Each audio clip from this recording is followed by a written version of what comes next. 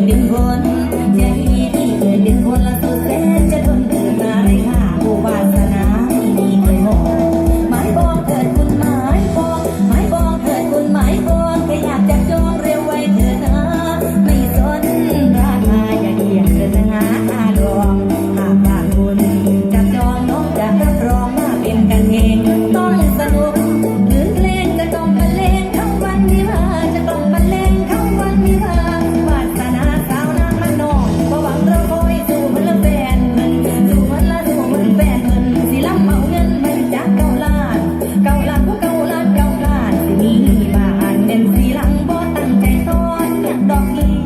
ใจตอนยังดอกนี้บ่หวังรอคอยให้ใจหลังให้ใจคลาง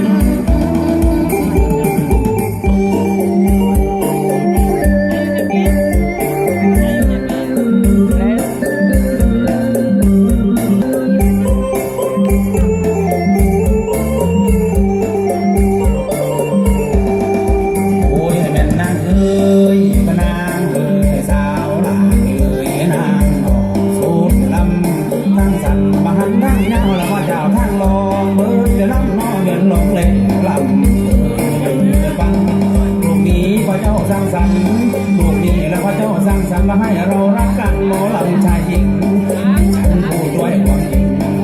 ฉันผู้ด้วยความจริงไม่มีผู้หญิงฉันก็ไม่เพราะโรคไร้คู่นั้นไม่จีรังจะมีขึ้นแสนคือ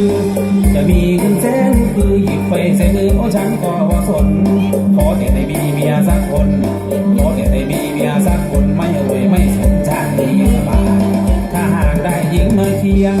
ถ้าหากได้หญิงมาเคียงนอนร่วมเคียงเลยยังดีหลายอาบน้ำกินข้าวต้นแรงอาบน้ำกินข้าวต้นแรงเวลามันแข็งแล้วฉันได้เลยดีแต่โบนะเมดีแต่โบเมทั้งเขามีเมียซ้อนนอนน้ำละมานั่งกะของเมียบอกเมียละไปนอนอยู่ซ้อนที่นอนให้คุณจังได้ที่นี้นั่งเศร้าโศกาที่นี่นั่งเศร้าโศกาจนหลั่งน้ำตาเมื่อได้จากผู้เอ่ยความรักของมันช่างยอมยักษ์สิ้นดียังกินยังนอนไม่เห็นมังอ่อนเสียแล้วนะนี่อย่าลืมสัญญาของพี่เมื่อจากกันนี้แล้วจะมีผู้เชยเมื่อจากกันนี้แล้วจะมีผู้เชยวันคืนละหมุนเวียนเปลี่ยนไปวันคืนละหมุนเวียนเปลี่ยนไปอย่าให้หัวใจไม่หมุนเวียนเปลี่ยนตามให้น้องลืมคำสัญญาน้องลืมคำสัญญาที่ก่อนคืนมาและจะฆ่าให้ตายถึงเห็นกฎหมายที่พ่อไม่รู้มีผัวแล้วพ่อเอาได้ลามีผัวแล้วพ่อเอาได้ลาทำตามสัญญาของอายทุกอย่างยิ้มให้ลิ้นน้องแก้วอย่าเตือนใจกกให้กกโค้งกกแก่ร่มตีมันก็ยังผู้รนใจของคนย่างเห็นแบบนั้นคันแน่แหวกันให้ยังไงละหัวใจคุณผัน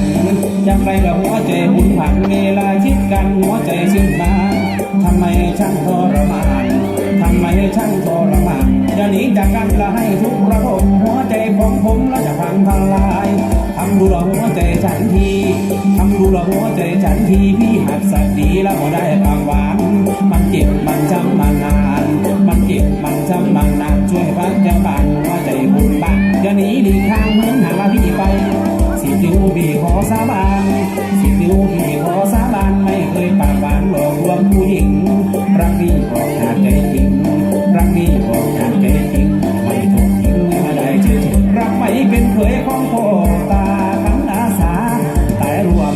ความจริงน้อเจ้าทุกอย่างขอแต่ทางน้อเหมือนเจ้านั่งหันเขาลำดาสิไม่ไม่นั่งลำนาเป็นคนในหนึ่งนาลำนานอนในนี่นาเวลาขอลาจะไปแล้วมันสมพอควรแล้ววันแล้ว